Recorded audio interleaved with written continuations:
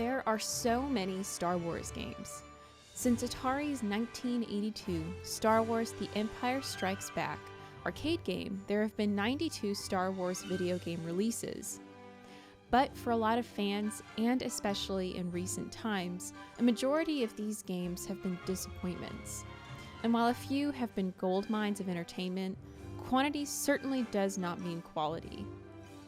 With games like Knights of the Old Republic and Battlefront, it's obvious there's so much potential for greatness in this universe. So why have so many been lackluster? You could probably guess what it boils down to: money. But in this video, I want to dive into it and take a closer look.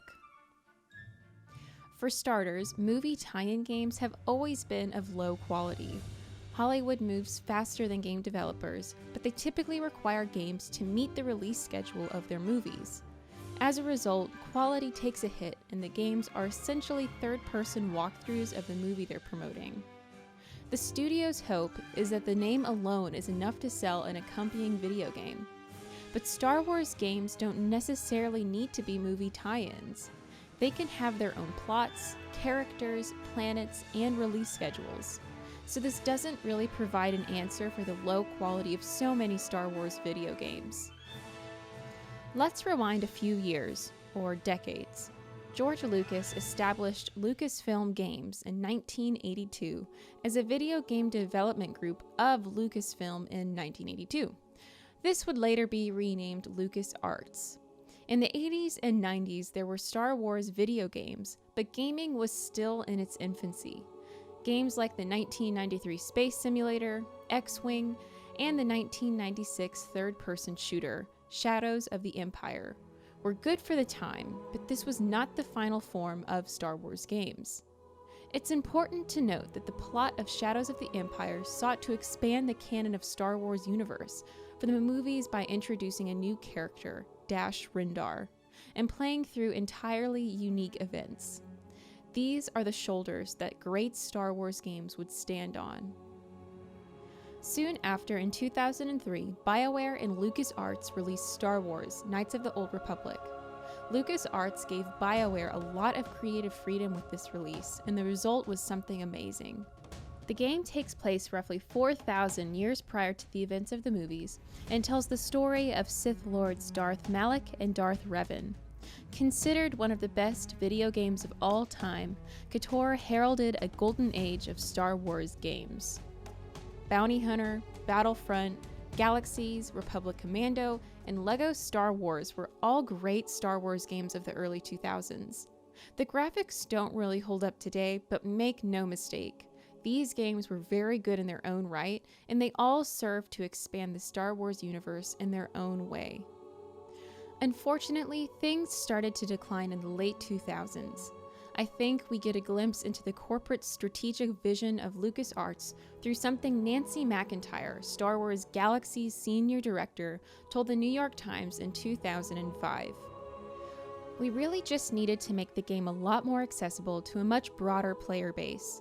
We really needed to give people the experience of being Han Solo or Luke Skywalker, rather than being Uncle Owen, the moisture farmer. We wanted to make more instant gratification. Kill, get the treasure, repeat. We needed to give people more of an opportunity to be a part of what they have seen in the movies, rather than something they have created themselves. That's pretty telling, and we definitely see these ideas manifest in LucasArts' next major release. The Force Unleashed generated a lot of hype prior to its release, and even had George Lucas personally work on it. And while the plot was exactly something to be hoped for in a Star Wars game, the gameplay was extremely repetitive. Kill, loot, repeat. Definitely bled into this game's development. It's easy to point to Disney's purchase of Lucasfilm as the beginning of the end of Star Wars games, but I think it happened much earlier, starting with The Force Unleashed, or this. The things I like. Gonna see a princess, everything's alright. Oh, no job but an answer to ain't a However, if The Force Unleashed was the beginning of the end for Star Wars games, Disney's purchase of Lucasfilm and partnership with EA Games was the nail in the coffin. In 2013, EA was already notorious for lazy development of games and cash grabs like loot boxes. giving EA the reins to game development of the second most profitable franchise ever wasn't going to help anything. It's been 7 years since EA took over as the exclusive publisher for Star Wars games, and it's been a rough 7 years in this regard.